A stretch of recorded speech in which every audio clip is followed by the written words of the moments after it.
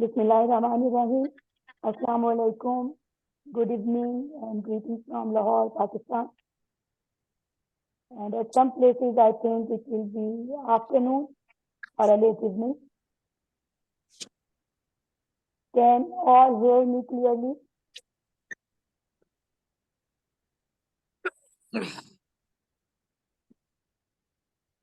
Yes, you're audible. You're very well audible, Nabila. Thank you so much.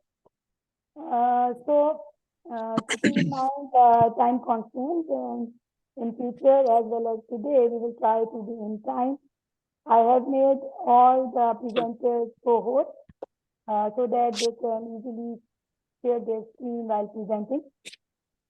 As shared with them, each presentation we expect to be of 6 to 8 minutes, and there will be brief comments and discussion over each presentation. And later, if any questions or queries in the chat box, we will try to address them as well. Just to start with that, this is the first on a webinar from the platform of Federation of Association of Paediatric Surgeons of our country. But inshallah, it will be open to the whole world of pediatric surgery, and we will be welcoming other countries and associations in this forum as well. First of all, as this is the first FAPSS webinar, I would like to request Dr. Ramandan from Nepal, being President FAPSS, to give introduction of the FAPSS and his vision for FAPSS in the scenario of academics and progress of pediatric surgery in the region. And then we will start the presentation. Handing over to Professor Ramandan. Hello. Good evening, everyone. Namaste. Good evening, sir. How are you? All well. Everybody's fine. Yeah, so I think, should we start? First of all, congratulations to all. And a special thanks to Shilpa and you all for organizing this first webinar. So how many participants are there so far? 50 at the moment. Oh, that's a good number. So I would like to welcome on the behalf of FAPSS, Federation of Association of Pediatric Surgeons of SAARC. And this is our first webinar. I would like to congratulate you all for attending it and making it a good event and making it a successful one. And of course, FAPSS is an organization for the SAARC region, for the pediatric surgeons, for the upliftment of our pediatric surgical fraternity. And I'm glad that we could, there are participants from Nepal, India, Bangladesh, Pakistan, Afghanistan, and I'm not sure, from somebody from Sri Lanka. And as it is going to be a bit longer program, so I'm not going to take much more time. It's good to finish things on time, and of course, this sort of webinar we are going to continue. And I would like to remember, of course, Professor D.K. Gupta and other colleagues of previous SAARC committee, executive committees, who initiated this concept of FAPSS, and we have come to this stage. And our concept of having this FAPSS is to have academic programs to support for fellowship sort of thing, and to communicate and liaise with local national organizations, and to organize any sort of like national conferences, and during that time we can organize FAPSS programs as well. So that thing we have started. I think in Nepal recently we had a conference in March, and we had this FAPSS meeting as well. So that sort of thing we are going to continue. So I think I'm not going to take more time. Let's just start formal scientific program. Thank you very much. Thank you so much. And as the General Secretary, Professor Dr. Shilpa, I request her to start moderating the academic session with the first presentation. Dr. Shilpa. Thank you. I welcome all of you here. Professor Ram Samuj, who is the director now of AIIMS Bhatinda. Welcome, sir. And all other senior secretaries. First, can I please request you all to mute yourselves? Yes, please keep your Ravi mic Kale, sir. muted. Ravi Kale, sir, could you please mute yourself? I would like to request for the first presentation, Shugandh Chadda. She's from Chennai. Her mentor is Lakshmi. She'll be presenting management of a case of multisystemic hydatid disease with use of serratus anterior digitation flap in bronchopulmonary fistula. Yes, we can see your slides. Please go to the slideshow and begin, Sugandh.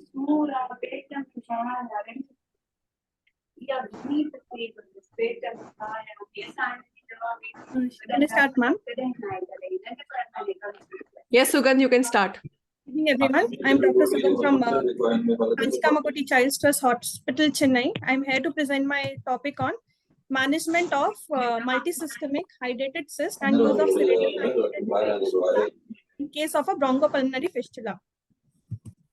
Hydatid cyst disease is an endemic in developing nations, and the location, most common location noted in children is the lungs. It is noted in 64% children. And lung cyst can occur due to hematological spread of the larva through either the hepatic sinusoids or through the lymphatic circulation. This is a case report of a 12-year-old female who presented to us with chief complaints of chronic cough and upper backache for 1 year. She also had recurrent episodes of hemoptysis 1 year back. And at that time, she was evaluated at West Bengal, where she is hailing from.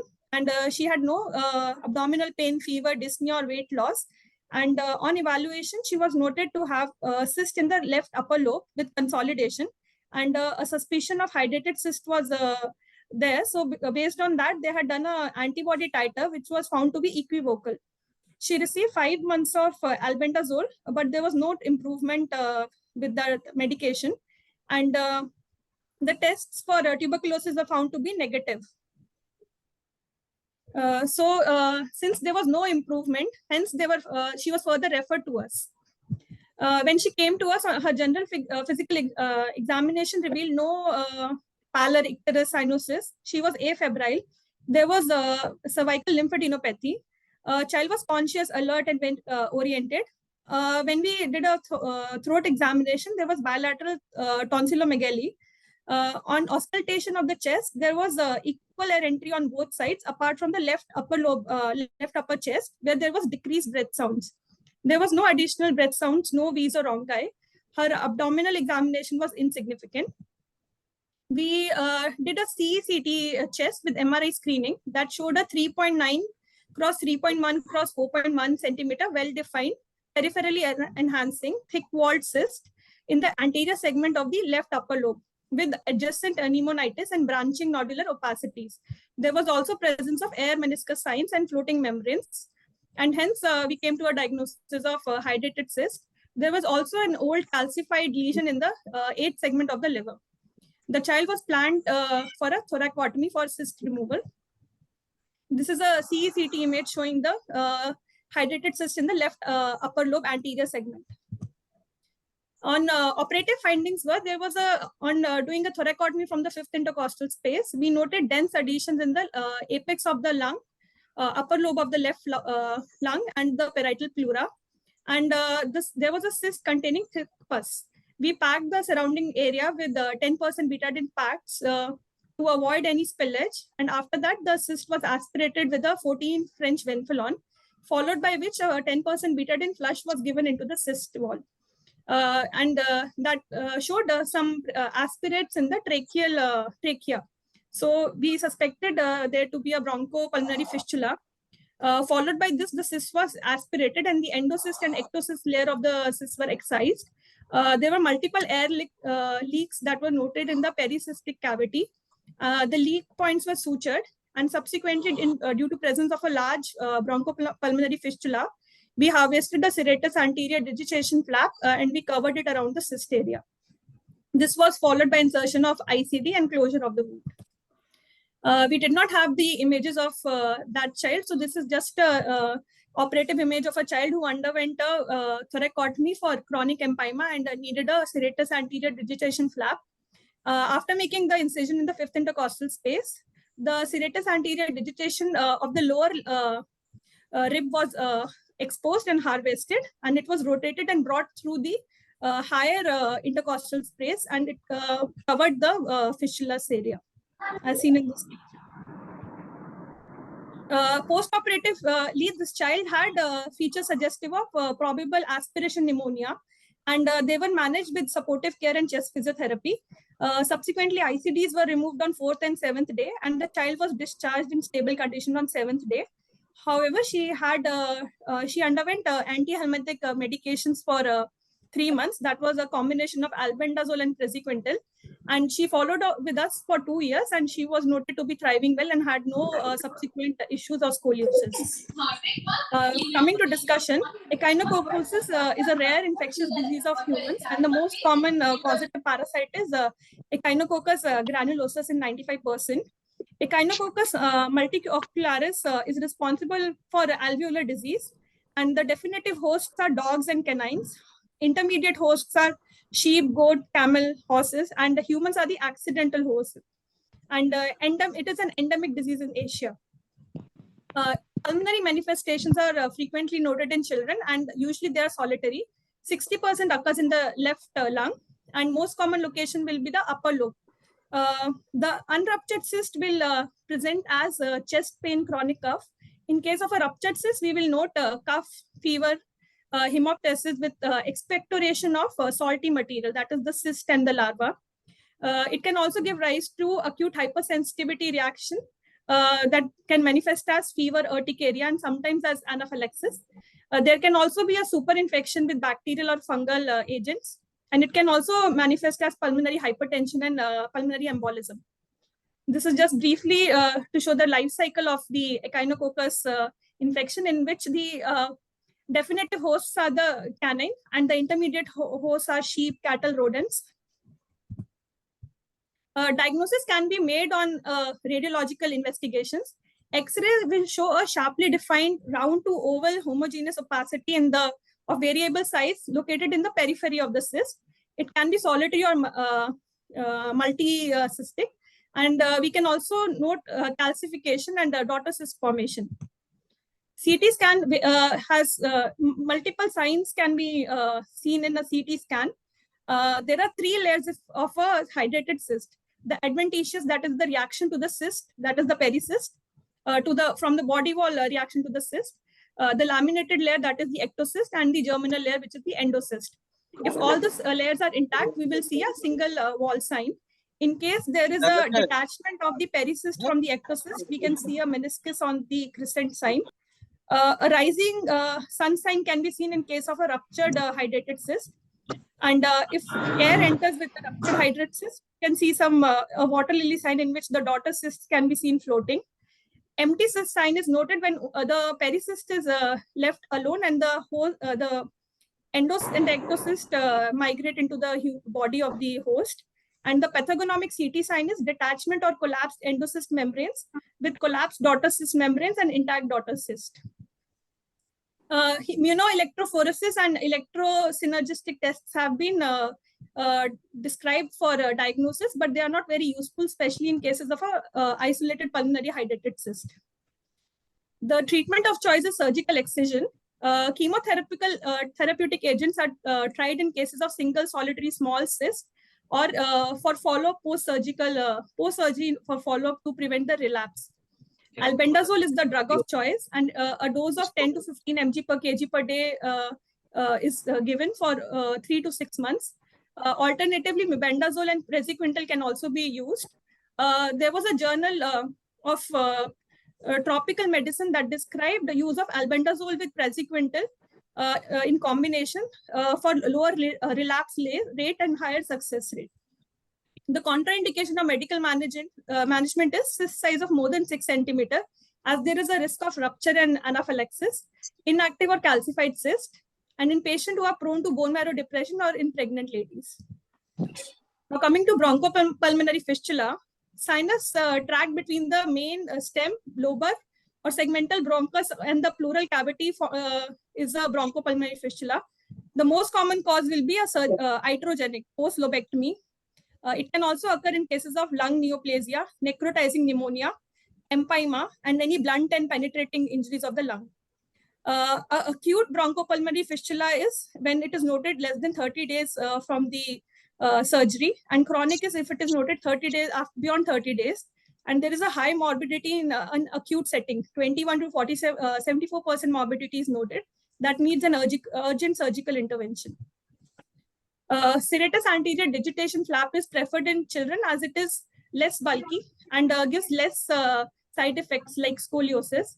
The flap is harvested through a posterolateral thoracotomy, in which the digitation of the serratus anterior muscle is harvested from the anterior rib insertion from the lower rib. That is rotated and brought into the thoracic cavity through a separate intercostal incision, depending on the position of the bronchopulmonary fistula. And there is a localized decortication done near the fistula, and the flap is later loosely attached with absorbable suture to the surrounding healthy lung. It not only seals off the fistula area, but it also gives additional blood supply to the unhealthy lung tissue. This is a diagrammatic representation of the serratus anterior digitations. And this is a long, diagrammatic representation of the long thoracic nerve. As we can see, the digitation is harvested from the anterior lung, and it is rotated and brought over the site of the fistula. I would like to conclude by saying isolated pulmonary cysts are frequently noted in children with echinococcal diseases, and the size of cyst determines the morbidity and outcome. Since the volume of hemithorax is smaller in children, hence the risk of parenchymal and airway compression are high. And serratus anterior digitation flap technique is a simple, easily and less bulky flap as it occupies less intrathoracic volume. There is no complication noted with these flaps, and there is less risk of scoliosis in long-term follow-up. But if left untreated, the bronchopulmonary fistula can cause severe respiratory distress and pneumonia. Hence, it needs an urgent surgical intervention. These are my references. Thank you. Thank you, Sugandh. That was an excellent presentation. I will just take you through a few questions. Did you give preoperative albendazole, and for how long? Did you notice any reduction in size of the cyst post albendazole? This child was initially managed at West Bengal, ma'am. So she already received 5 months of albendazole treatment at West Bengal with the doctor she was following up, but they noted no improvement in the general condition of the child. And we didn't have the old scan report, so we don't know if there was any reduction in the size of the cyst. Your case was little unusual in the location of the cyst and leading to cervical lymphadenopathy. It's quite rare to have a cyst right at the upper lobe and then cause cervical lymphadenopathy. What is the size of the flap that you take for serratus anterior digitalization? How much centimeters in length and breadth? We generally harvest this at a lower level, like 6th or 7th rib space. We'll harvest the digitation. The length. Can I answer that? Can I answer that question? Yeah, sure, Lakshmi. You can answer. Thank you. So the flap, basically, you try to get it from anywhere from between the 6th and the 8th rib, whichever is going to sit comfortably to go in. And usually you can get about 5-6 centimeters length which will comfortably. So normally our incision is through the 5th intercostal space, and we would take it in through the 4th intercostal space. So we mobilize it longitudinally as a single digitation. So you've never faced a short, the length being short? No, not for a single fistula. So for example, we might find that we have to cover a much larger area. Then we may have trouble in terms of the length of the flap. And in that case, you can harvest as 2 separate digitations and take it to 2 different ones. Regarding the installation of betadine in a thoracic lung cyst, it's usually not recommended because the cyst is very, can have bronchopleural fistula, and you also encountered betadine going into the trachea. Yes. So usually it's just the delivery with the bag and mask of the anesthetist. But everything ended up safely, so it's fine. Professor Ali Raza Brohi wanted to make a comment. So could you please switch on your mic and... Yes, and there are Thank you very much. Thank you very much. And it was a nice presentation. My comment is that because we normally do the high-rated cyst, and there is more than 95% of the cases having bronchial communication. And normally, when we operate by either by open or by thoracoscopic, then we normally deal the fistula which is there, and we ligate or we close the fistula. And in I haven't seen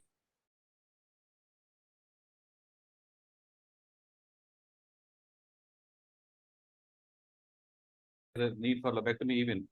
So this is the first time I have heard that high-rated cyst required a muscular flap for closure of the bronchus. So I think I want to know what was the indication to put the flap, and normally there is no need, and we normally close the bronchial communication very easily, very easy closure. So I want to require anybody who can this answer child was initially treated elsewhere. And when she came to us, I mean, normally we would not have given 5 months of albendazole for a large cyst like this. And she already had history of hemoptysis and all in the past. So when we went in, there was also pus inside that cavity.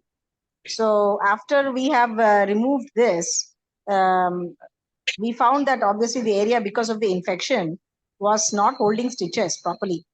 So we have dealt with the parenchymal air leaks in the pericyst cavity with stitches. And for the bronchial, we had to take the flap.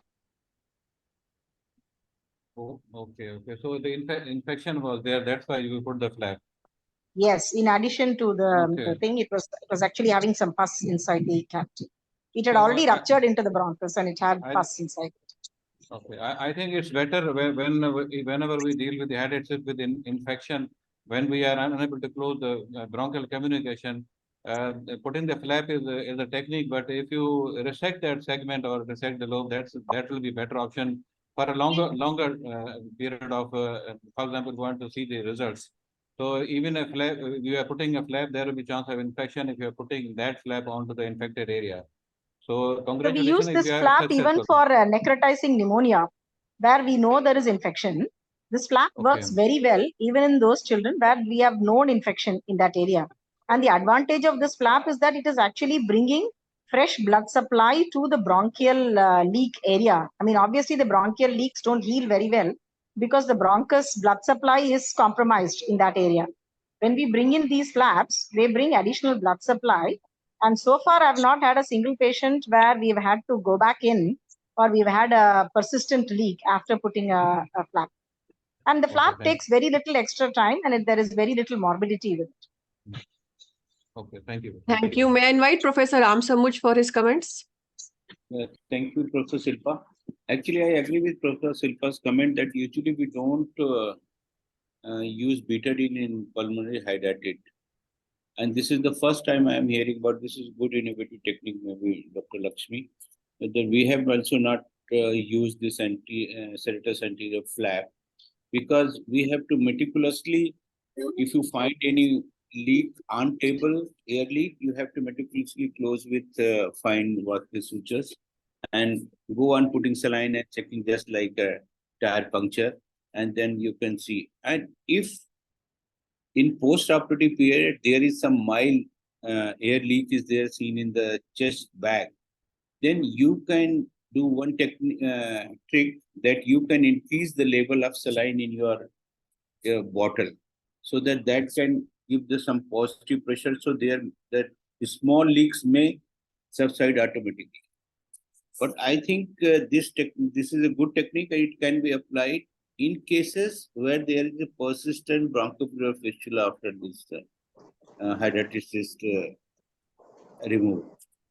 Then it can be used as, but not as a primarily serratus anterior. I don't know, because we have not done it, so that's why. But I think in persistent bronchopulmonary fistula after hydrated cyst, maybe this may be a good useful technique. That's all. Thank you, sir, for your useful comments. We move on to the next. Thank you, Sugandh. Claps for you, online claps for you. Thank you so much. May I request Dr. Rajneesh to please kindly share his slides. I hope you're already made co-host.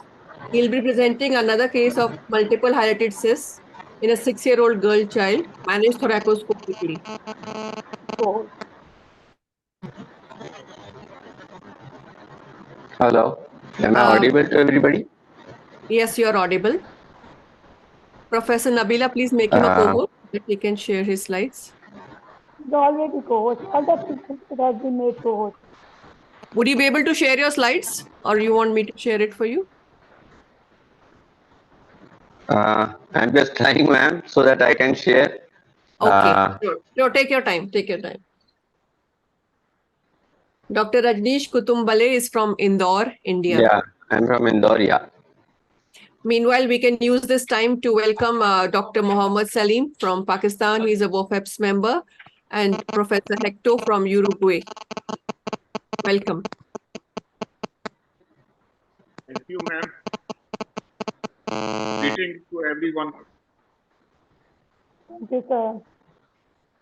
And at this point, as Professor Nandan was talking about pioneers of FAPSS, I would like to mention the contribution of Professor Mahmood Shaukat from Pakistan and Professor Tamina Bano from Bangladesh in the initial years of FAPSS.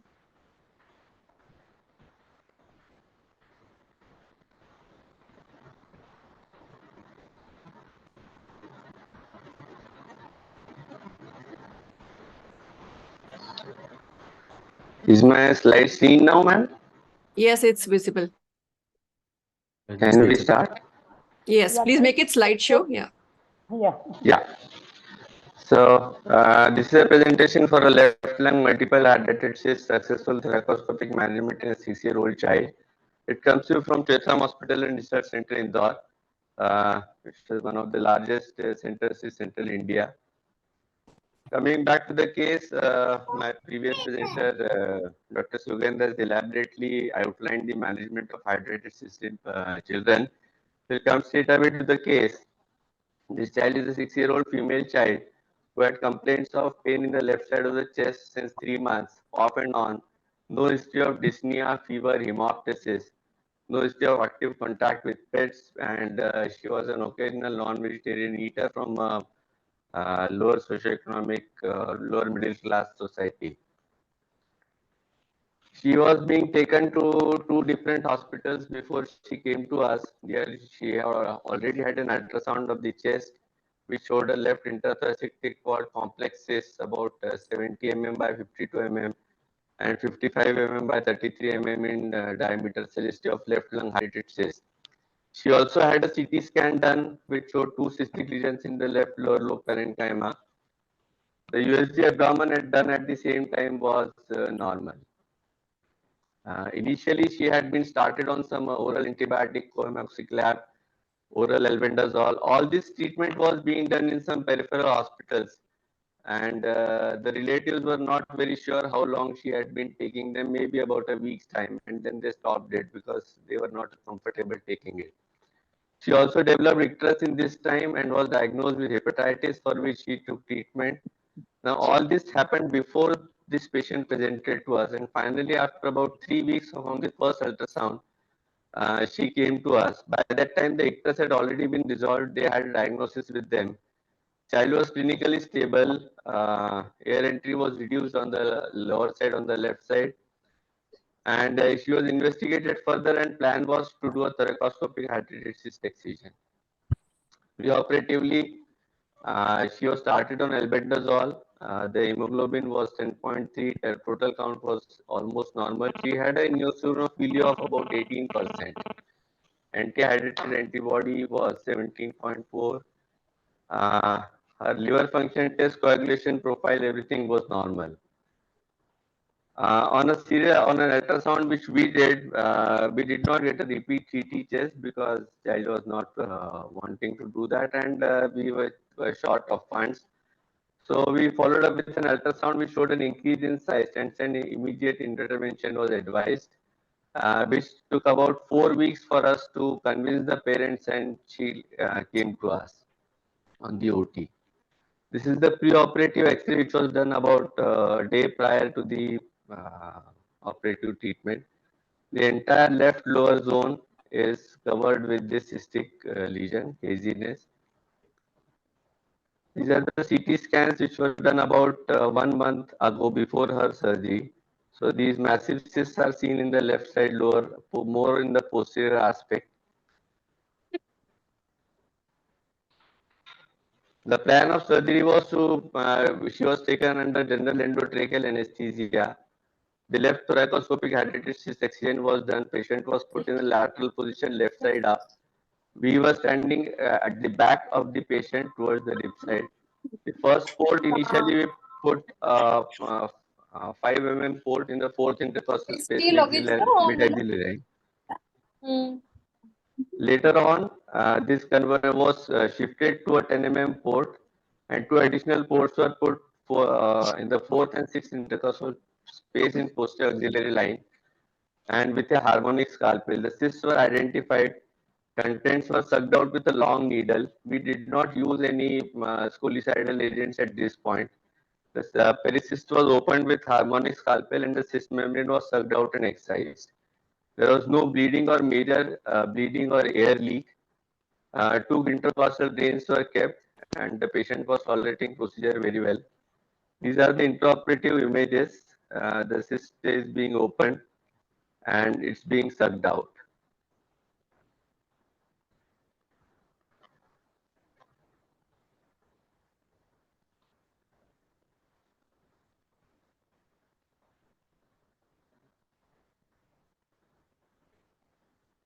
Post-operatively, the patient tolerated the procedure well. She had an air leak which resolved in about 4 weeks' time. Histopathology examination showed a granulomatous lesion in the excised lung tissue, and our respiratory medicine consultant felt that she should be on a 4-drug anti-tubercular treatment, which was advised. She was discharged on post-operative day with 1 ICD in place. She was stable, afebrile, accepting full orally feeds. This is the immediate post-operative X-ray, which shows some edema, some haziness in the left lower zone, but the chest appears well expanded. At 1 month follow-up after removal of all the intercostal drains, this is the X-ray chest, which shows some haziness still persisting, but child was apparently quite okay, and she was afebrile and doing quite well. This is the 3-month follow-up X-ray, which is almost showing complete resolution of all lesions. Post-operatively medications, she received 3 cycles of albendazole therapy of 28 days each. 4-drug anti-tubercular treatment for 2 months, followed by 2-drug for 4 months is to be continued. She's on regular follow-up and is completely asymptomatic. In discussion, isolated pulmonary hydrosis is more common in children as compared to adults. The transport to lungs is via lymphatics, hematogenic spread, where the liver is spared and the lungs are affected. The right side of the chest is much more commonly affected. Single cysts are much more common. In our patient, only the left lung was affected and the cysts were multiple. This puts the patient in less than 10% of the overall pediatric patients having hydrated cysts. Symptoms mainly are cough, chest pain, fever, hemoptysis, breathing difficulty. Some uncommon symptoms include empyema, pneumothorax, hydroptosis, or anaphylaxis. Concomitant liver and lungs is occur in about 30% of the children. The principal presentation in our patient was chest pain. She almost had no other symptoms. Treatment options include albendazole for about 10 to 15 milligram per kg per day, 3 to 6 cycles of 28 days each.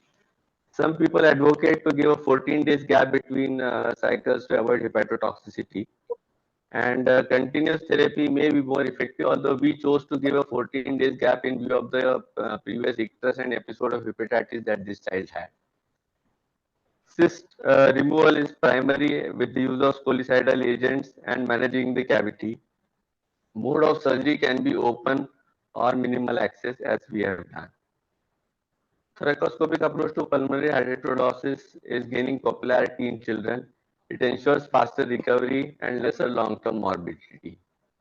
It is said to have a better result if the cyst size is less than 5 centimeters. Although with our patient, the cysts were much bigger and also multiple.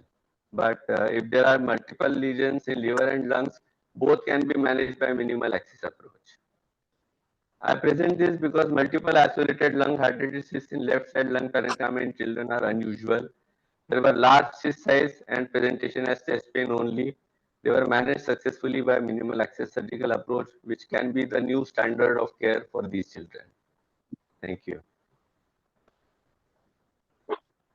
Thank you. That was a very well managed case and an excellent presentation. I agree with you. It's quite unusual to have multiple cysts in the lung. Usually lung lesions are single lesions, single cysts are there and they become symptomatic before even developing multiple. We have few questions in the chat box from India and Pakistan both. Dr. Abhishek and Dr. Professor Muhammad Salim want to know what were the indications for starting ATT. You said your pulmonologist wanted to start it. Was there any particular indication apart from the granuloma? The histopathology was showing granulomatous lesions in the lung tissue which was excised. She had developed an air leak and there was some early empyema formation in the chest drain. And with all these features and almost after 2 weeks after the surgery, there was an air leak. So the respiratory consultant felt that it would be better to start an AKT in view of the granulomatous lesions which were seen on histopathology. And she responded well to this, and within 2 weeks' time, this totally resolved, and we were able to remove the intercostal drains. So in retrospect, you feel she had tuberculosis as well as an underlying disease over which she developed? Yeah, probably the tuberculosis must have got activated or she had it, and that is why she has responded well to AKT. Thank you so much. I don't think there are any more questions in the chat box. We'll move on to the next presentation. Could you please unshare your screen? I have a question to the speaker. Yeah, please. Dr. Kamrul Zahid has raised the hand. If I can take yeah, please go ahead. Please go ahead. I have a question to the speaker. A very amazing technique he had showed. But I have a question that do we have any indication for lobectomy in multiple hydatitis cyst? Though this is a very uncommon feature. Do you have any suggestion that sometimes we have to do lobectomy in case of multiple hydatitis cyst? FIPS में lung. Dr. Rajesh, do you want to answer that question? The need for lobectomy ever arose? Need for lobectomy, sir. In my experience for hydatidosis, we have never had to resort to a lobectomy. For chronic empyemas where the lung parenchyma is totally destroyed, yes, a few cases do land up with a lobectomy, but in children we feel that if the lung parenchyma appears reasonable, shows a little chance of recovery, then at the first go we would not like to do a lobectomy and try to repair the fistulas, or as Dr. Lakshmi also said, we would like to close the fistulas with flaps and would resort to lobectomy only as the last resort. If it is too if it is too stubborn to heal and is not giving us any other option. Dr. Kamrul, do you have any such experience from Bangladesh? Because we also have never seen any lobectomy for any case. No. We don't see any this type of case that multiple cyst in the children. So I am asking this. He found that in his case, so I asked him. Yeah. So In case of albendazole is a very good drug.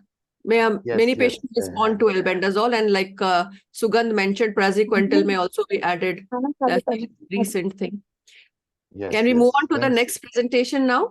Yes. Dr. Naveed Alkam from Lahore, Pakistan. Could you please, are you there? Could you please share your screen? He's around and he's a co-host. Hello, Assalamu alaikum. Hello, everyone. Good evening. I am audible. Good evening. Yes, you're audible. Yes.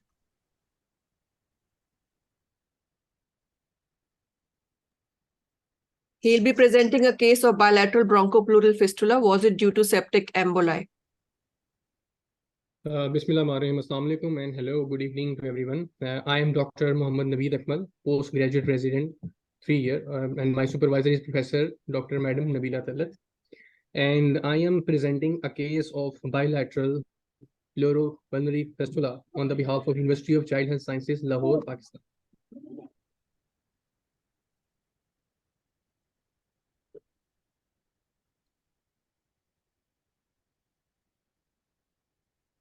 Patient, 12 years old male, residents of Jalalabad, Afghanistan. He presented in emergency of 3rd of August on 2023. Basically, patient referred to us from the Rawalpindi hospital with the presenting complaints of fever and respiratory distress on and off for 3 months. Regarding the past history, patient was vaccinated and he achieved the milestones according to age. There was no TB contact history and he belongs to a middle class family. Regarding the examination, when he presented to us in emergency, a pale, sick looking 25 kg emaciated child with the following vitals of tachypnic and tachycardic vitals with a saturation of 93% at 2 liters of oxygen with the fever episodes. Now, regarding the examination on inspection, basically the patient presented to us with right tube thoracostomy has already been done, and patient was having respiratory distress with the use of accessory muscles. Regarding on auscultation, there was decreased air entry with pores crept on the right lower middle lobes, and there was decreased air entry in the left sided as well. And the rest of the systemic examination was unremarkable. No, the whole tenure of the patient was start from the 20th of May 2023. Basically, patient presented in Afghanistan hospital for fever, which was high grade, intermittent, with associated no rigor and chills. Along with the fever, patient also presented with the right thigh pain, along with the swelling and restricted range of motion. Basically, they diagnosed it as a case of septic arthritis, and they did the drainage of the abscess. And the second day after the drainage of the abscess, the patient developed pneumothorax. For pneumothorax, they referred the patient to Peshawar. And in addition to this, patient has no history of repeated chest infections or repeated abdominal infections or unexplained weight loss or any anorexia. During the stay in the Peshawar hospital, it was a 2-day stay, and they did the right sided tube thoracostomy. And then the patient referred to Rawalpindi hospital.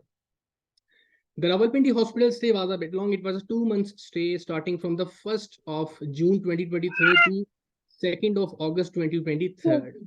Patient underwent their bilateral tube thoracostomy in Rawalpindi as he developed left-sided hydropneumothorax as well. There they developed CT pulmonary angiography was done, and it showed a moderate pneumothorax in bilateral pleural cavities. There was few thick walled cavitatory lesions along with the surrounding patches of consolidation in bilateral lungs that representing the septic emboli. And unfortunately, only the report is available. No film is available right now. They did the bone scan as well, and that shows the decreased perfusion and reduced uptake of the right head of the femur. And these findings are mostly suggestive of the inflammatory changes, as the patient has already been treated on the line of septic arthritis. They did further workup Blood cultures showed growth of methicillin-resistant Staph aureus and Klebsiella pneumoniae.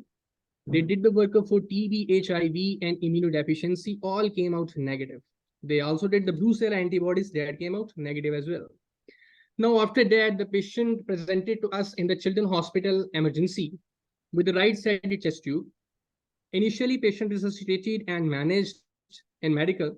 Then the surgical team was taken on board, and upon the X-ray of left hydropneumothorax, the left-sided chest tube thoracostomy has also been done.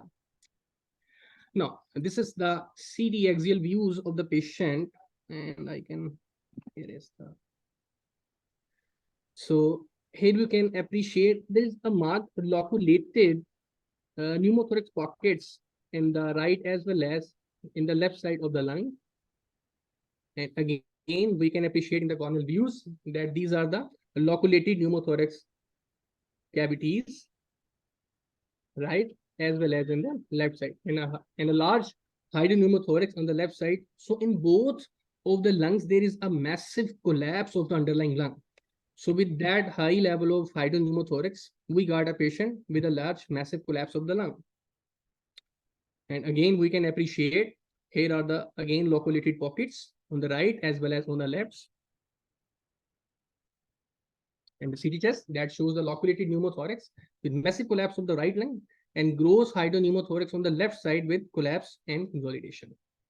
Now, regarding the MRI of the right knee that was done in Children's Hospital, here we can appreciate there is a cortical irregularity, cortical thinning and thickness inside the femoral head. As we can compare the left arm to the right femur, there is marked cortical irregularity in the femoral head, neck, and the proximal shaft of the femur.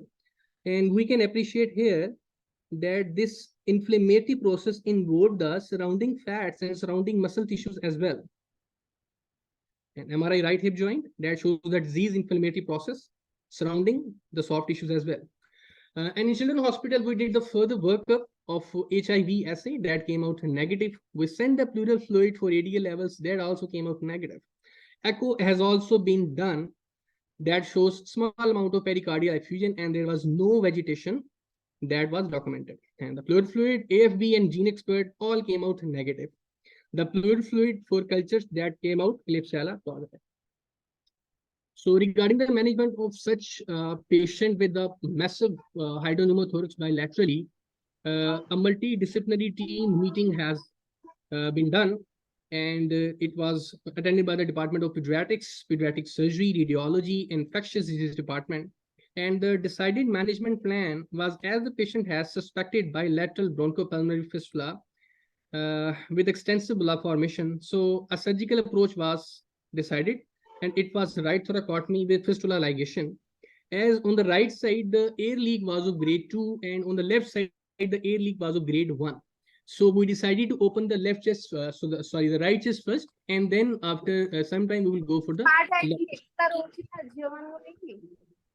So the surgical exploration has been done.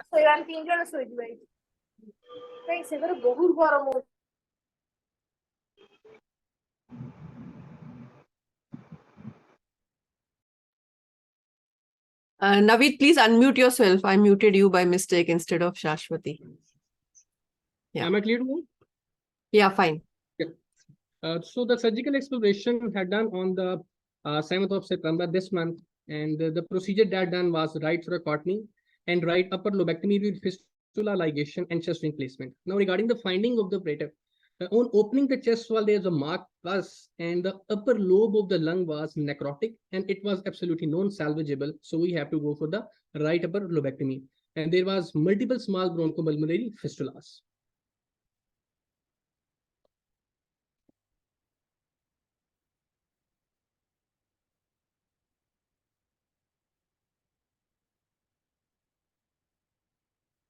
So post-operatively, these are the serial X-rays of the patient on the very first post-op day, after 4 days, and then after the 8 days. We can see, appreciate the improvement in the right side as well as on the left side of the chest.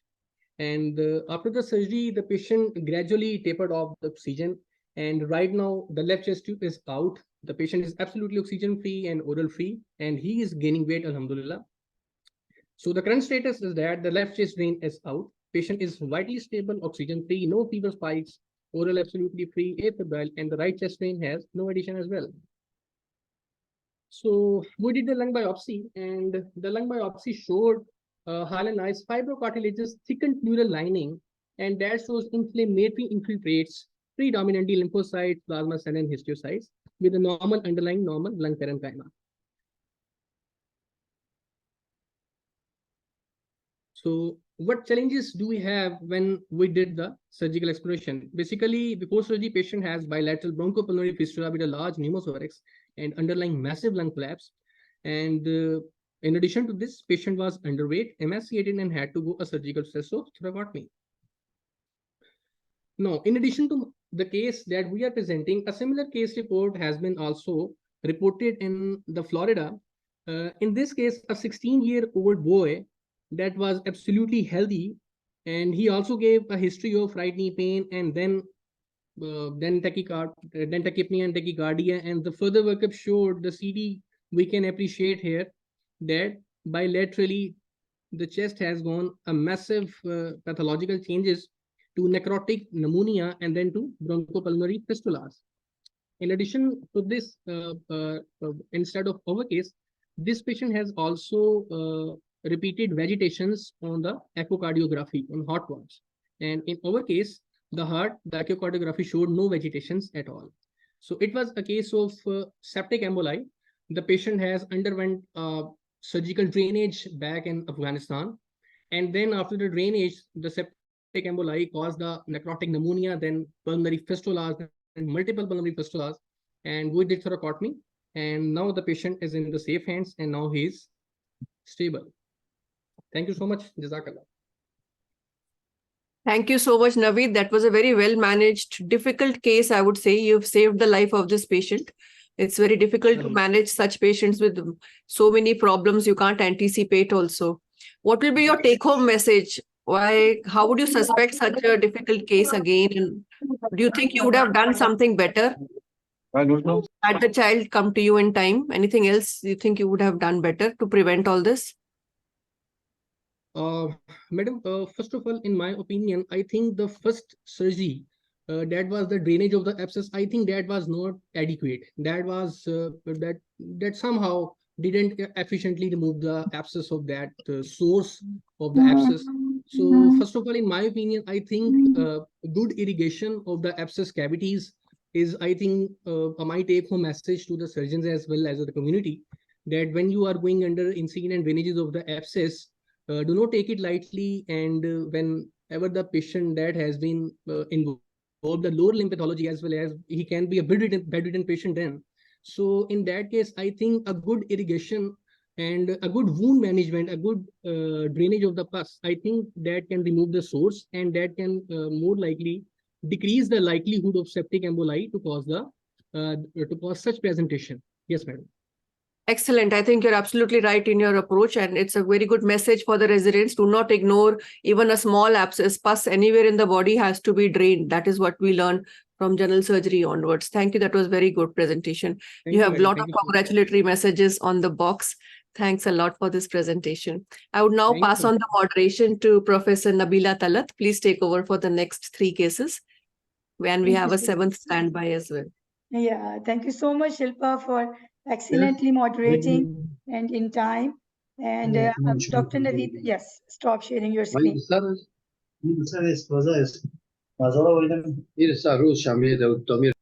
May we request all the participants to please keep your mics mute. And next again, the presenter is Dr. Ranjish from Indore. It's a bilateral Mogagni hernia in 1-year-old child. They managed successfully surgically. So Dr. Ranjish, can you please share your screen?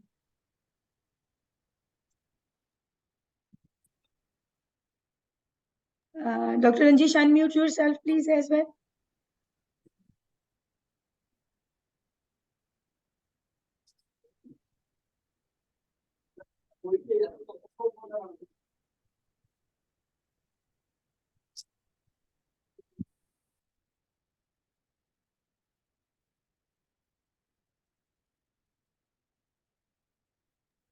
Taking the opportunity while Dr. Ranjish is setting his screen, I would like to congratulate all of the FAPSS that by now we have 109 participants. And with such a short notice, and we couldn't like communicate to a mass scale, still the participation is really remarkable. And as Shilpa has already said, that a virtual clapping for the whole of the organizing team. Thank you so much. Good evening, ma'am. Is my screen visible now? Yeah, you can go to slideshow. Yeah, thank you. Good afternoon, good evening once again. So this is Dr. Anish Kutumble again presenting a case of bilateral Morgagni hernia in a child. This comes to you from another institute where I work, which is RD Gardi Medical College and CR Gardi Hospital at Ujjain, Madhya Pradesh. Case summary, this is a 1-year-old male child who was admitted in the pediatric ward with complaints of cough and respiratory distress off and on since 1 month.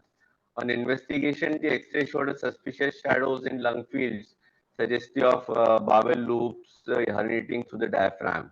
The shadows seen were more on the right side, and sonography and the CT scan confirmed the diagnosis of a bilateral intromedial defect in the diaphragm with herniation of bowel loops into the chest more on right side, suggestive of a bilateral Morgagni hernia.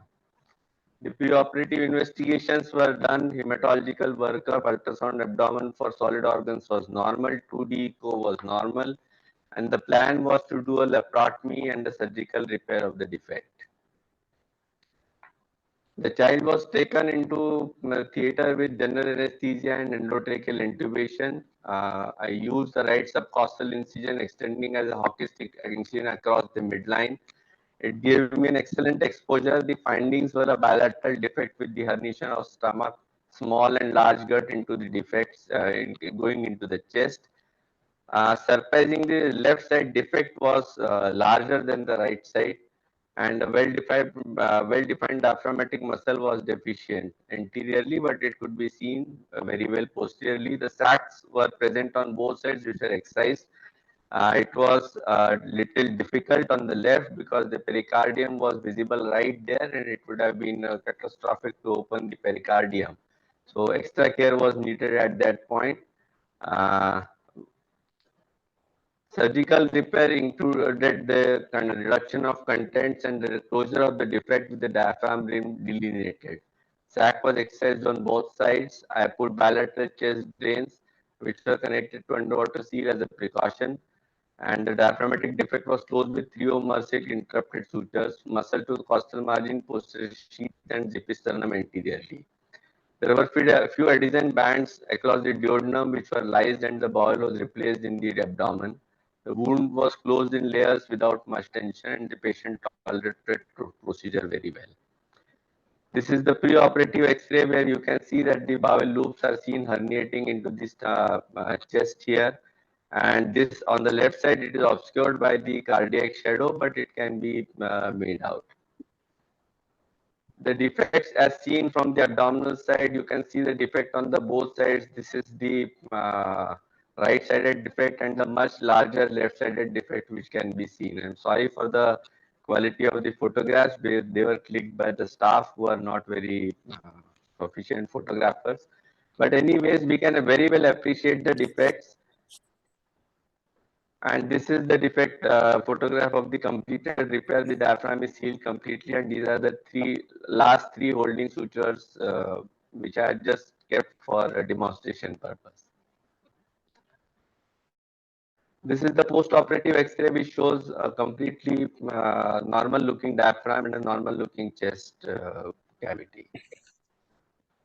The post-operative course was quite uneventful. Patient did not require any mechanical ventilation. Abdomen remained soft. There was mild ileus which resolved within the first 3 days. Both the chest drains were removed within 72 hours of surgery, and the patient was discharged on post-op day 8 and is completely well on first 1 month follow-up. In discussion, Morgagni hernia bilaterally is rare in children. About 2 to 4% of diaphragmatic hernias are intromedial. Many bilateral hernias, especially the Morgagni hernias, are discovered during surgery. So in spite of investigations, we may not be able to find that it's a bilateral hernia and can come as a surprise. Many of these hernias are asymptomatic and they can be an accidental discovery during the course of investigations for some other problem or even for during some other surgeries also. So as surgeons, we have to be aware that there are reports of these these hernias being discovered at the time of VP shunt surgeries, at the time of placement of the abdominal end, at the time of laparotomies being done for blunt abdominal trauma, and these diaphragmatic defects being taken as mistaken for a traumatic diaphragmatic rupture. Some infants, as in our case, may present with recurrent respiratory infections, and this is one of the most common presentations. Strangulation of the contents is unusual, but one of the major causes of emergency surgery for Morgagni hernia. Surgical repair is indicated once the diagnosis is made. There is no indication as such to wait, even if it's an accidental discovery. Usually an upper midline or a transfer incision can be used. Associated malrotation, if present, should be corrected. Many of these children will have cardiac anomalies or malrotation. Down syndrome is common and should be looked for, or mild mental retardation. Laparoscopic approach for Morgagni hernia has also been reported, but it's not gaining very much popularity because of the odd location and the difficulty in the closure of the defect. Some authors have very interestingly reported leaving the sac behind with no deleterious short-term or long-term issues. Pneumopericardium on the left side is a reported complication which can be fatal if it is not recorded in time. If the pericardium is open, it should be drained with an underwater seal. Why do I present this? Morgagni hernias are rare in children. Bilateral Morgagni hernias are rarer. So successful repair can be done via laparotomy. Thoracoscopy has not been very effective in Morgagni hernias because it is difficult to close this defect from the chest wall side, and secondly, we can miss a bilateral defect if we are doing a unilateral thoracoscopy. It may be an incidental finding during some other surgery, and it is indicated surgical correction is indicated even in asymptomatic cases. Minimal invasive techniques via the laparoscopic approach have been reported, although I could not use it in this patient because of constraints of the institute. Removal of the sac may not be essential, but the statement remains to be validated.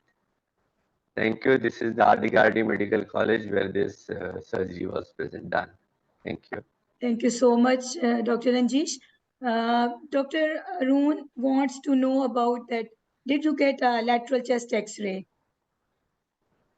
Yes, ma'am. It was done. I did not put it here, but we had a lateral X-ray which also showed herniating bowel contents into the stomach anteriorly. Please ask anybody who is interested to send me an email. I will share the X-rays with them. Okay, thank you. And as you yourself has mentioned that you could have used but couldn't use the laparoscopically. So Professor Ali Raza Broi is a minimal invasive surgeon in Pakistan here. He commented that he always do laparoscopically and mesh may be placed over the repair. And may I request Dr. Professor Ram Samoj, he wanted to comment. Sir, please comment. Professor Ram Samoj. Thank you, Professor Nabila. I want to congratulate Dr. Rajneesh for managing well this case, bilateral Morgagni hernia, because this is a very rare case. I have also not seen bilateral at this Morgagni hernia, so managed unilaterally, but it's well managed. That's why I thought I would congratulate Dr. Rajneesh. That's all. Thank you, sir.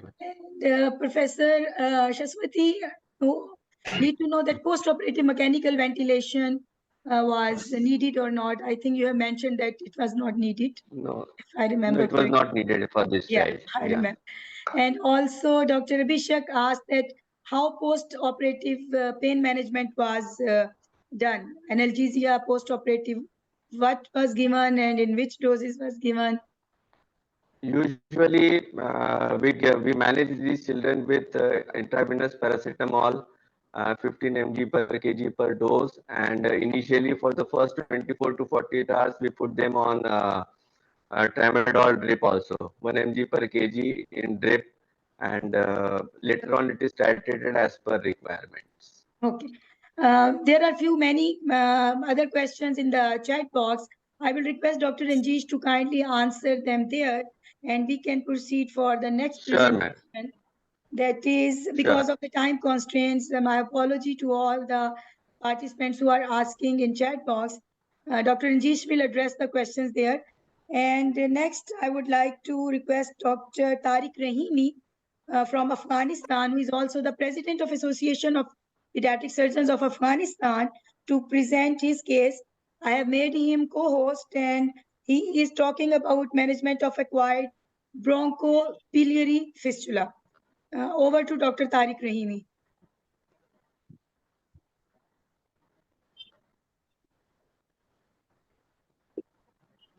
Hello, good evening. Thank you, sir. It's possible to share my presentation because I'm in the hospital. Unfortunately, it was for. I sent that presentation to you. You want us to share?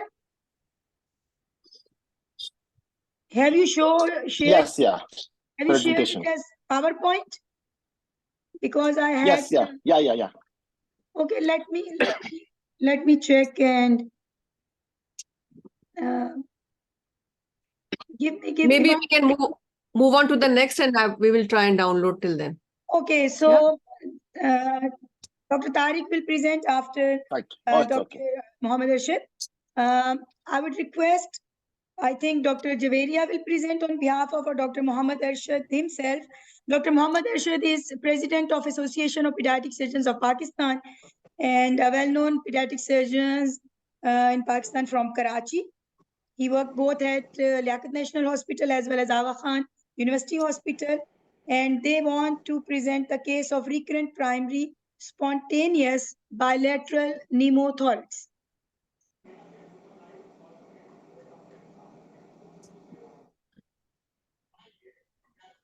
Dr. Arshad or Dr. Javeria?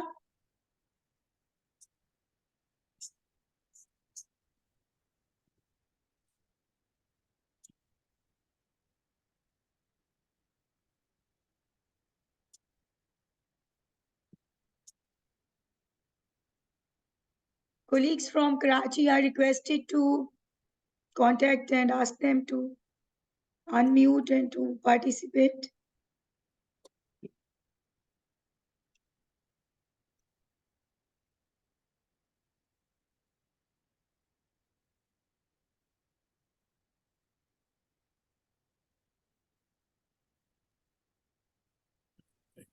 And do we have Dr. Abhinav Sihag with us? Yes, ma'am. Okay, thank you. So you wanted to share your video presentation on thoracoscopic non-anatomical resection of intralobar sequestration. So kindly. I'm not able. Yeah, meanwhile, I've got Dr. Rahimi's presentation. Can you see it? Okay, so Abhinav, I'm making you co-host for next presentation after Dr. Tariq Rahimi. Sure. Okay, so you are now co-host. Dr. Tariq, you can go ahead. Thank you, please. Thank you, Shilpa. Yes, thank you so much. Thank you so much. I'm giving part. It was a great time to be with our neighbors and with a great team. As you said, it's a short time for us, but for this reason, I don't ask my resident to prepare because I should take their consent before. So our case is a complicated case of bronchobiliary fistula. The child, can you move? The child, that girl was 17 years old girl. She had hydatid cyst, and she had 4-time operations in the other hospitals for lung hydatid cyst. Unfortunately, after first operation, she got biloptasis, and for this reason, they did one time laparotomy, another time again thoracotomy, and after that they did bronchoscopy. But by the time which for about 6 to 9 months or after the surgery, she could not recover, and always she had productive cough with biloptasis, chest pain, and also she lost his weight. After a long time, when she came to, can you move the slide? It's getting stuck. Yeah. After the child, girl brought to our hospital, French Medical Institute for Mothers and Children in Kabul. After we did a new CT scan, which shows some collection in the near to up to down to the diaphragm and also in the right chest. And since that the girl had biloptasis, after all examination, the normal examination was which we did according to CRP was a little high, and also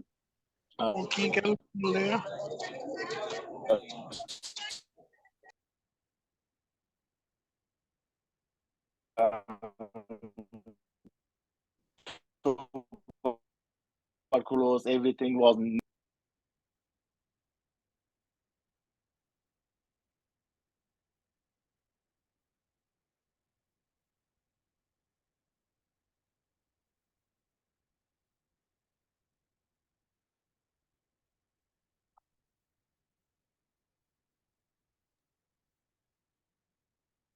Have we lost his connection?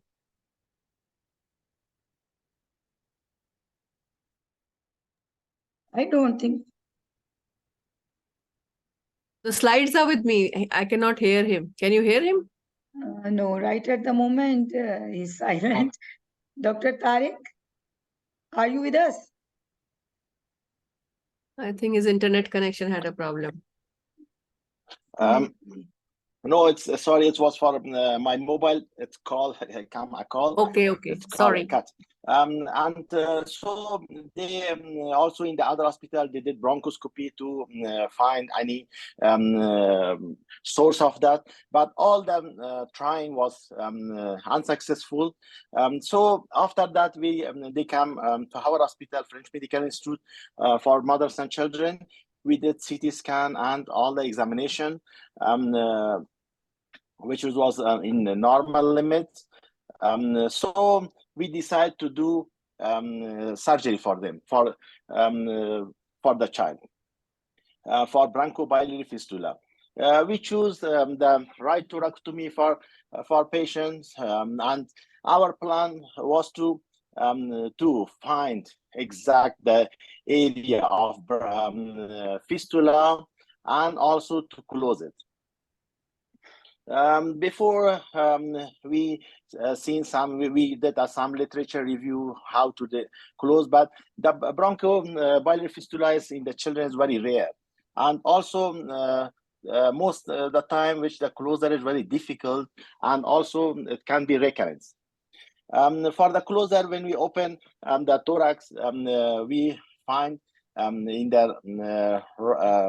in the right thorax, in diaphragm, there was connection between lung and also to diaphragm, which had like a connections, and we remove the dehiscence and also close the area. And for to do not to prevent from the recurrence of bronchobiliary fistula, we choose the plan of diaphragmatic muscle flap, which is mostly in this rare case of bronchopulmonary fistula has been used before in the adults. The good things in the diaphragmatic muscle is that it's available near, and also it can be grow by the time, and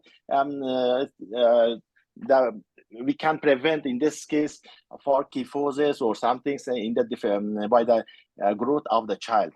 And also after that, the flap was like applications to do diaphragmatic hernia, and also between the whole plica, we put one drain and remove from abdominal cavity. And also by putting a chest tube, we close the chest. And unfortunately, after one day we keep the girl in the ICU, and after one day we transfer to the normal surgical ward. The drain in the first day was 60 milliliter like steamy bolus, but after that time it's reduced day by day to 0. And for this child girl, which we have operated in 2021, till now we have follow up with them. Until now, no honey problem, and girl gaining weight, and also there is no calf, no any abnormality. And the conclusion is that for bronchopulmonary fistula, which is very rare case in the especially in the children, which always can occur after hydatid cyst excision or any infection, we can use the diaphragm muscle flaps, which is very easy and available. So and also it's not give the child any problem in the future. Thank you very much. Thank you so much, Dr. Tariq. And we can have 1 or 2 comments or questions. If there are any, the participants can raise hand or can unmute themselves. Otherwise, sure. Can you describe where exactly was the fistula coming from in the liver? How did you locate it? Like you must have just found a hole in the diaphragm. Were you able to open it up and look into the fistula in the liver? It is a difficult case. Exactly not. Yes, exactly not. It was like doubt area in the mostly in the mid part of diaphragm, which was like breed or bond which is connected with the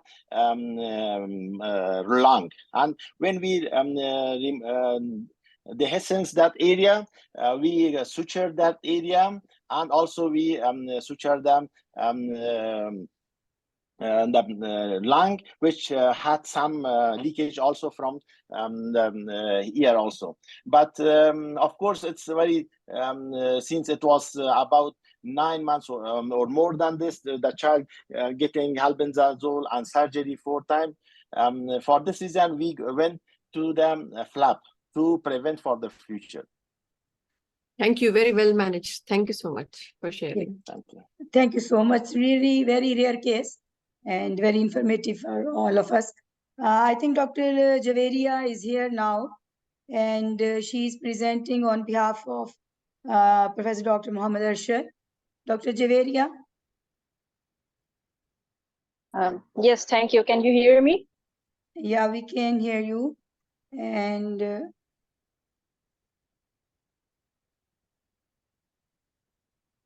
I'm not allowed to share my presentation. I'm making you host because initially I wasn't like able to. Let me look at you 1 minute.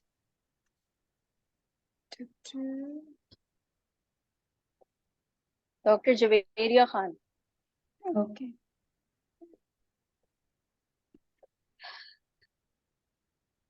Yes. Okay. Dr. Javeria, I have made you co-host. Kindly share your screen and start presenting.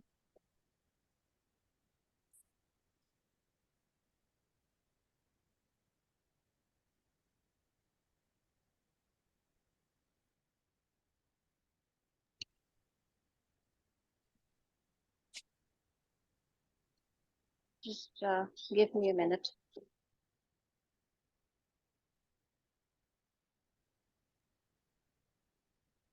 Are you able to?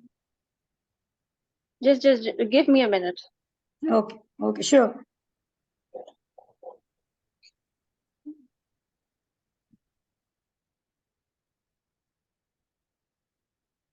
Meanwhile, if anyone can want to comment on the previous case, as there were a few comments in the chat box, or if one allows to. Dr. Nabila. Yeah, sure.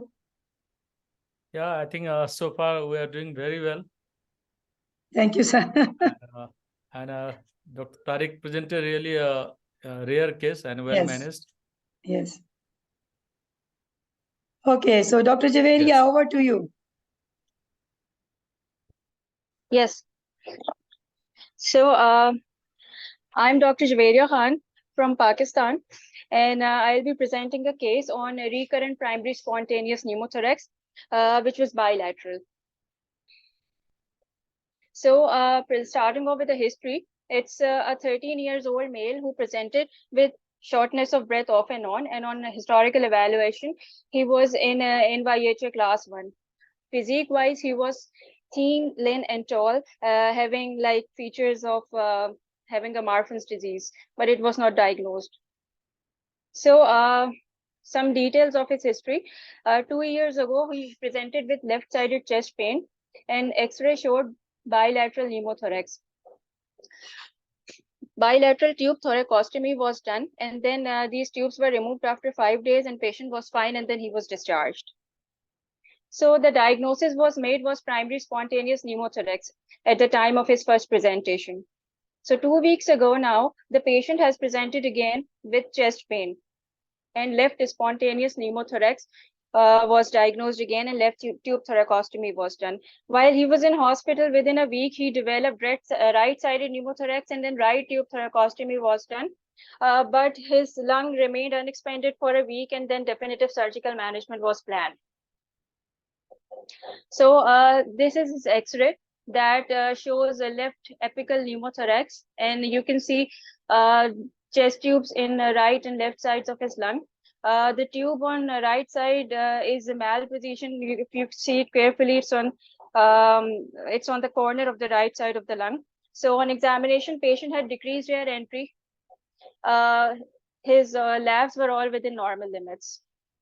So this is his chest X-ray that shows right-sided pneumothorax, and on left side, left apical bulla can be appreciated. So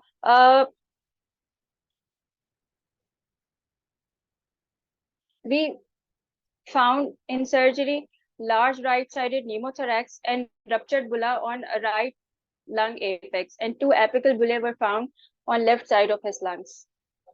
So the intervention we did were bilateral thoracotomy, bilateral apical bullectomy, mechanical pleurodesis, and pleurectomy. So these are his X-rays. The first X-ray is on the day of his surgery, and second X-ray when he was prior to his discharge. So I want to present some of the studies regarding our case management, which are actually supporting our case management. So this first study is from Italy, and this study suggests clearly that there are no pediatric guidelines available, though there are BTS guidelines, but they are for adult patients, they're not for pediatric patients.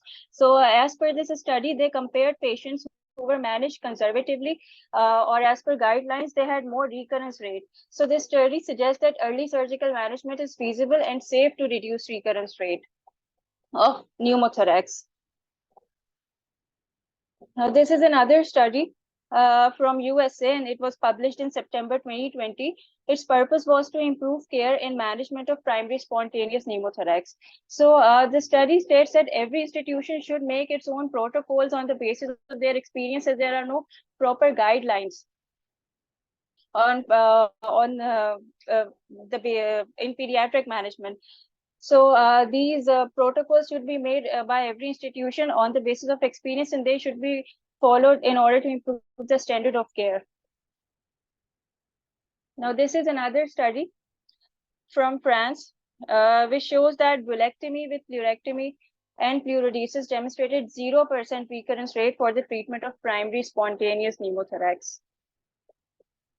So this is a chart that shows BTS guideline, British Thoracic Society guidelines for the management of spontaneous pneumothorax. So these are all guidelines in general, which shows if a patient is unstable, then we can manage him on a specific line. But our patient was stable and he had recurrent pneumothorax.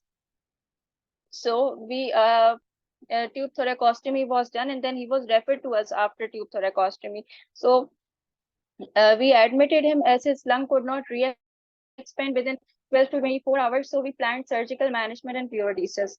So this chart shows exactly what we managed in our patient. Primary spontaneous pneumothorax of our patient was confirmed. He was stable. He had no underlying lung disease, and large pneumothorax was found. So we did tube thoracostomy, and his lung could not expand for a week even. So the patient was admitted, and surgical management was planned that I already mentioned, that pleurectomy, bulectomy, and pleurodesis. So the message of my study is early intervention at first episode of bilateral primary spontaneous pneumothorax should have been investigated with CT chest. And if surgical intervention was done early, this morbidity could be prevented. Thank you so much. Thank you, Dr. Javeria, and very well managed case. Because of the time constraints, I request everyone to comment or ask questions to Dr. Javeria and Dr. Arshad in the chat box. And we are proceeding with video presentation by Dr. Abhinav. And I have already made him host. Dr. Abhinav, kindly share your screen.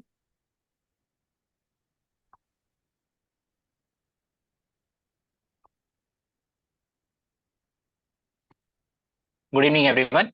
Today, the topic of my presentation is thoracoscopic non-anatomic lung-preserving excision of the intralobar pulmonary sequestration. So, myself, Dr. Abhinav from Child Trust, Chennai, India, and I'm presenting under Dr. Lakshmi Sundarajan. This is a 7-year-old male child who presented with recurrent episode of respiratory infection since 3.5 years of age, and last episode of respiratory infection was 2 years ago. And this was his CT chest done for finding the cause, and it was found to have abnormal lung parenchyma in the left lower para-aortic region with arterial supply from the aorta just above the celiac trunk. As you can see here in the picture, as you can see here, this is the intralobar sequestration that was found in the posterior basal segment of the left lower lobe. And here you can see on your right side the aberrant arterial supply from the aorta. It is going into the sequestration abnormal just above the celiac artery. So we proceeded with the thoracoscopic excision of this intrapulmonary sequestration of the left lower lobe, and child was placed in the left lateral decubitus position with double lumen intubation for the single lung ventilation, and 3 5 mm ports were placed, camera port in the 5th intercostal space in mid axillary line, and 2 working ports in the 4th and 6th intercostal space in anterior axillary line. So this is how we proceeded with the surgery.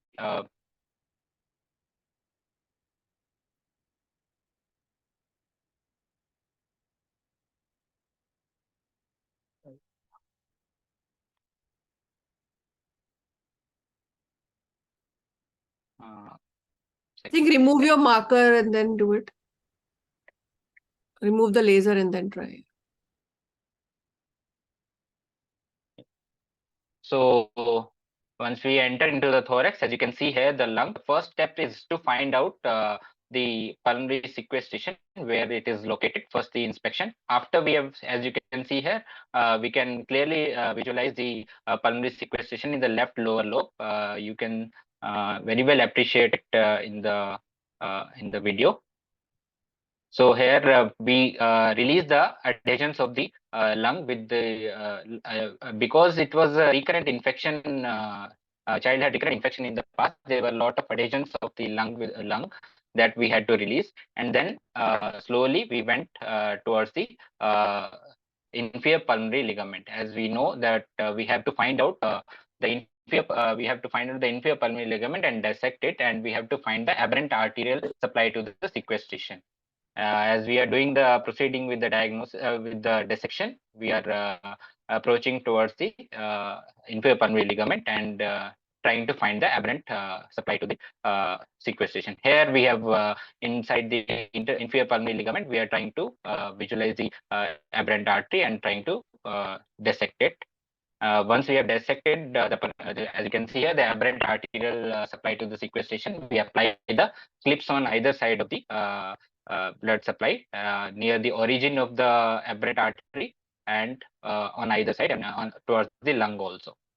So here we can see we are applying the clips, and once we have applied the clips on either side, we proceed with the division of the aberrant arterial supply.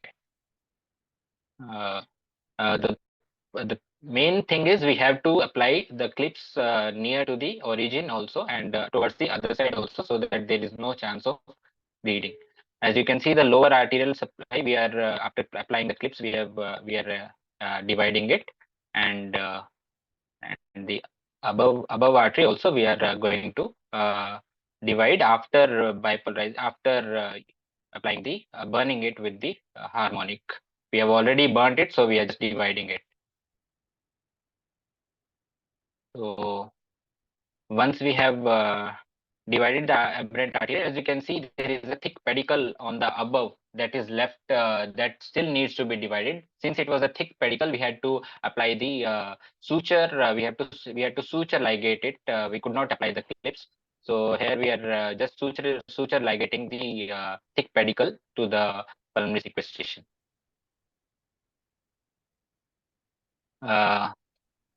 Once we have applied the suture ligated, and we will use our harmonic scalpel, harmonics to burn it and then divide it. As during division, there is a chance of this knot on towards the lung, it might slip. So that is why we burn it properly with the harmonics, and then only we divide it.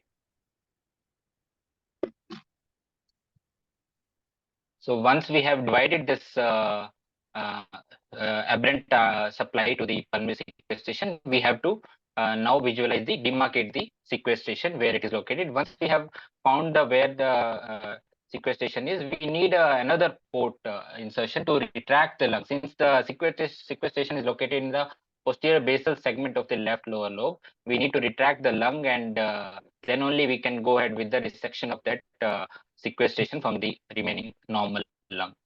Once we have entered into, now we are just, as you can see here, the sequestration is very well demarcated after we have ligated and cut the vascular supply to it, and you will be clearly seeing the normal lung margin and the sequestration margin. Once we have got this vision, we can excise this sequestration using a harmonic. So here we are applying this harmonic on at the junction of the normal lung and the sequestration. So after this is very important to use either harmonic or any other energy device to prevent any bleeding or any leak. So once we have done that, once we have completely divided this sequestration from the normal lung, we will proceed with the suturing of the raw lung area, as we will proceed now. See, so here we are dividing the sequestration completely from the lung. Sometimes a part of lung also can go with the sequestration, so that we have to be careful.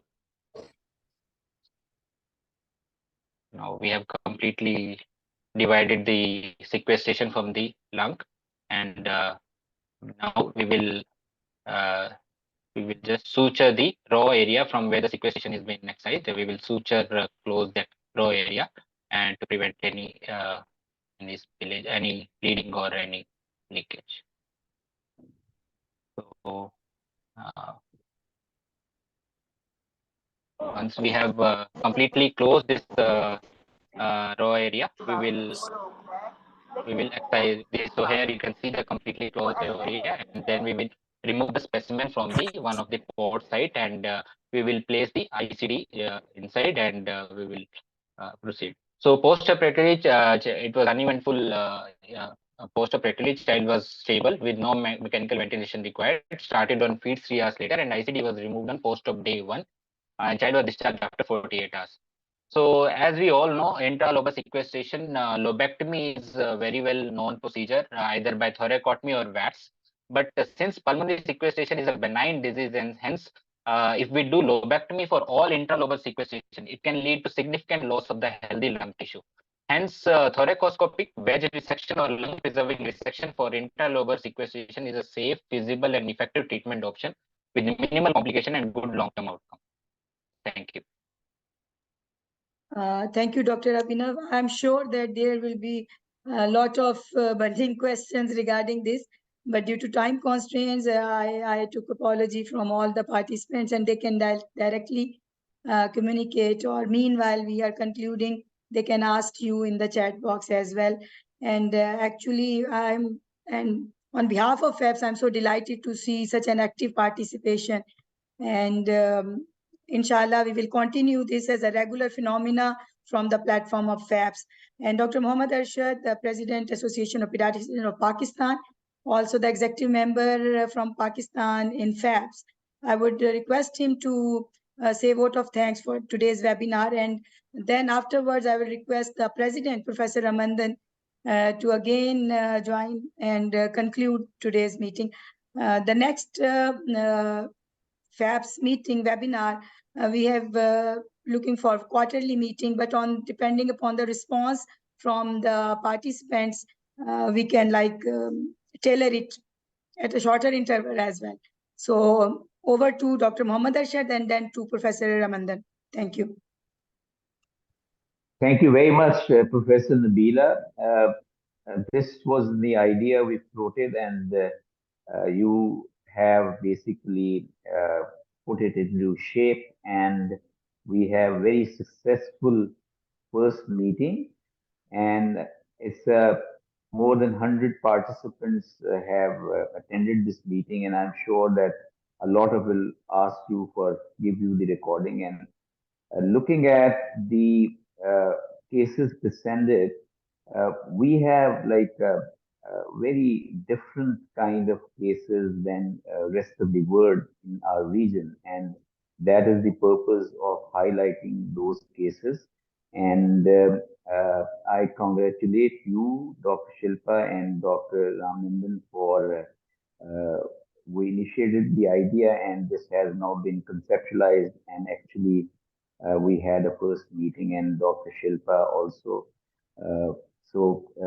I congratulate all the participants, and also more so to the presenters for putting this wonderful show. And thank you very much, Dr. Nabila and Dr. Shilpa, for running this show so successfully. Thank you, sir.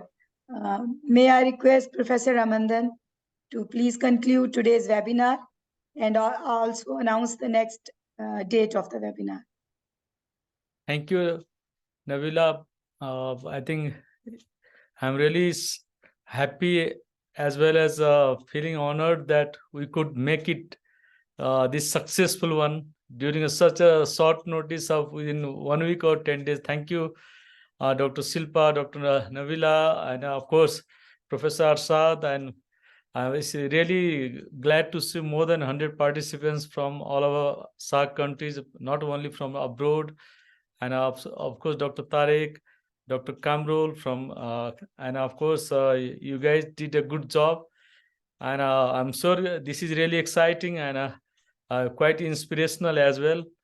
And we should, as you said, I think at least we should have a quarter monthly, like maybe December 1st. If all of us agree, then I think it's going to be another good webinar, second webinar of FAPSS. And thank you all the presenters who did present very nicely on. They were really on time and to the point, and there were a lot of interesting thoracic cases, and maybe we can decide what next topic we want to discuss later on. So thank you again all, and looking forward to see you on 21st December for our next second FAPSS webinar. Yes, thank you. And I wanted to address a query by many in the chat box. Yes, there are 6 cases. Our 7th presentation, video presentation, makes too much for today. But actually, as Dr. Ramandan has said, we all were so excited, and Shilpa knows, and Shilpa also suggested that, okay, Nabila, go ahead and let all the presenters present. But next time, definitely, we will shortlist the cases, and there will be 2 to 3, maximum 4 cases each time. And we will be, inshallah, concluding each webinar within 1 hour. And we will, as mentioned by Dr. Ramandan, we will be sharing the topic for next webinar in a week or so time. Shilpa, I would like that you should be concluding and saying goodbye to everyone. Goodbye, everybody. Thank you, audience. Without you, this would not have been possible. Thank you so much. Thank you. Thank you. I want to thank Professor Chaudhary, President of FAPSS, and Professor Shilpa Sharma, Secretary General of FAPSS, and Professor Nabila for nicely conducting this webinar for the first time. Thank you, Dr. Ram. We were there in Congratulations. for so long, but we could not do it. But this is the first time you have done the webinar. Thanks a lot for joining, sir. You stayed right till the end, sir. Thank you. Thank you so much. See you all on 21st December, Thursday. Hi, Kamrul. Ramnandan, how are you? Salam alaikum. Salam alaikum. Walaikum salam. We need cases from Bangladesh next time. Yeah. From Nepal as well. Inshallah. Yes. Inshallah. Nepal as well. Welcome everybody to Bangladesh. Welcome everybody to Bangladesh, our next international Congress. Thank you. And I'm actually so excited at this time, seeing everyone communicating with each other. It's such a feeling of global village. That's actually the purpose of FAPSS. And we are that's the beauty of same of SAARC, you know. Yes. SAARC, Yes. SAARC force. It will be very active society. Yes. Inshallah, we will. Inshallah. We Thank you, will be, everyone. inshallah. Thank you. Hi, Dr. Avi. Yeah, we are having our meeting, international meeting in November. You all are welcome to Islamabad. This will be in last week of November. I will extend the invitation to all of you. Yes. This November 2023. Yes. ইলিশ মাছের দাওয়াত সবাইকে Thank you. Thank you. Okay, so I'm ending the meeting. Thank you, everyone. Thank you. Bye. Thank you. Bye. Bye-bye. Thank you. Bye-bye.